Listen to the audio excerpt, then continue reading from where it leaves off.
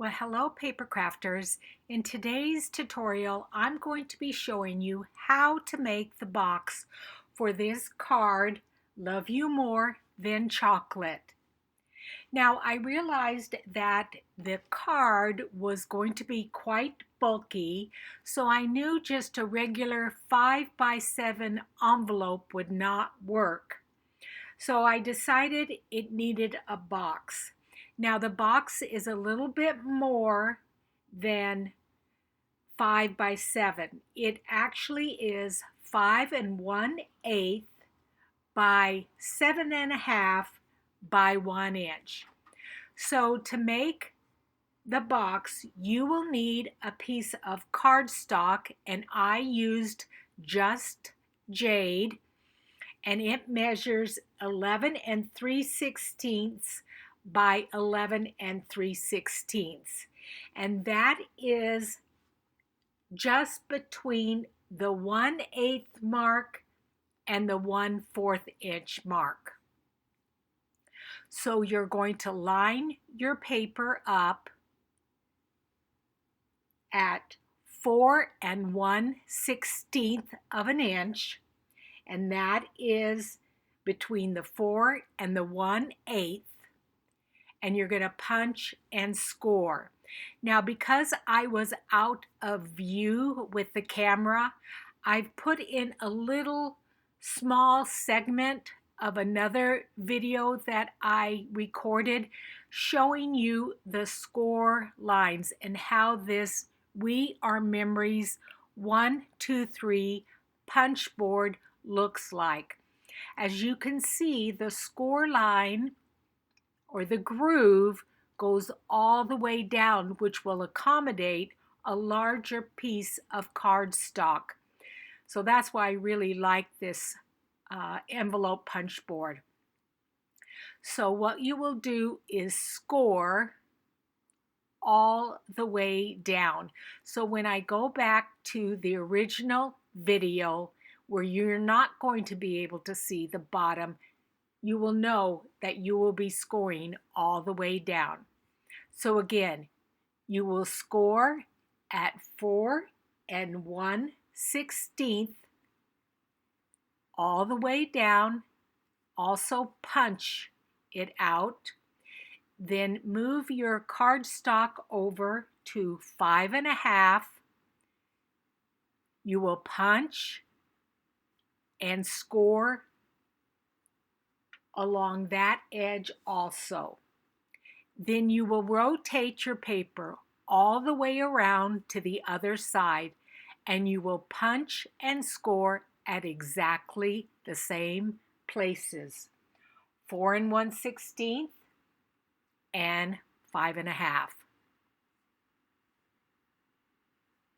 Now, if you ever have a problem with your scoring tool not sliding very well, you can take a piece of wax paper and rub it over your scoring tool and your cardstock, and it will make that sliding just a little bit easier.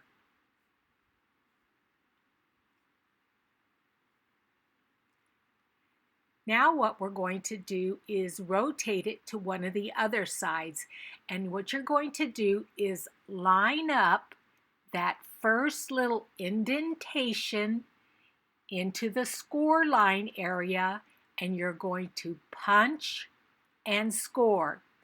Then move your cardstock over to the second little indentation that you can see there, and you're going to punch and score on that second one. Then rotate it completely to the other side, punch and score in the indentation, move it over, and punch and score your last time. Then take your envelope punch board and round off each of those corners.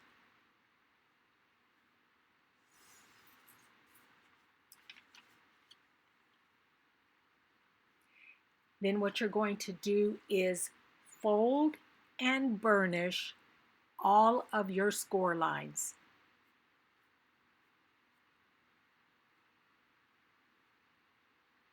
giving yourself a really nice crease on each one of those score lines. And I love our 12 by 12 inch cardstock for envelopes because it's sturdy enough, however, it doesn't crack.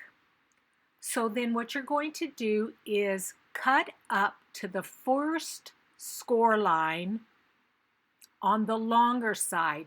So you'll see on the left-hand side and the right-hand side, those are shorter areas.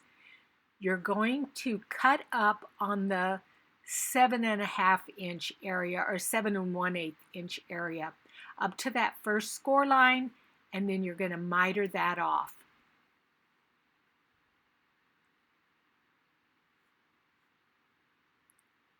Then on the top of the box, you are going to completely remove those tabs cutting along the score marks.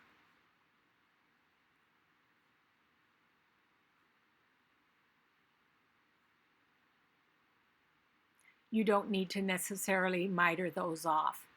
Then apply some liquid glue or double-sided tape to the bottom of that tab, putting the side part of the box underneath that bottom flap and adhering it down. Then you're going to do the same on the other side. Just a little bit of liquid glue. Bring your side up to a right-hand corner and hold it down.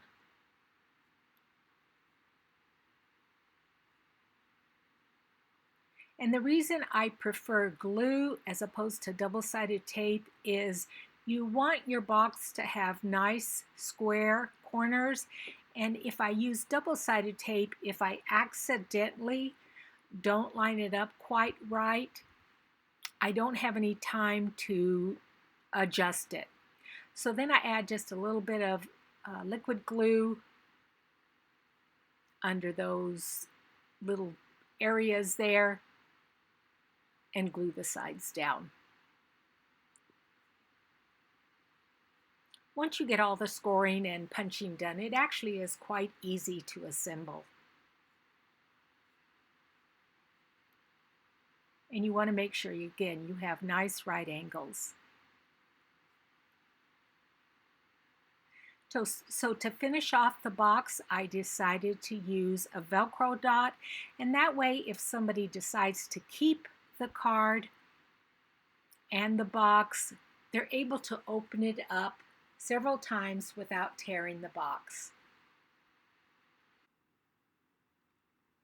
And you will see here in just a minute where I put those Velcro dots. I ended up decorating the box with a die cut of the word chocolate, putting some foam behind it to give it some dimension and some wink of Stella, just to give the word a little bit of glimmer. I appreciate you joining me and subscribing to my channel. I will see everyone very soon with another project, and have a great day. See you later. Bye.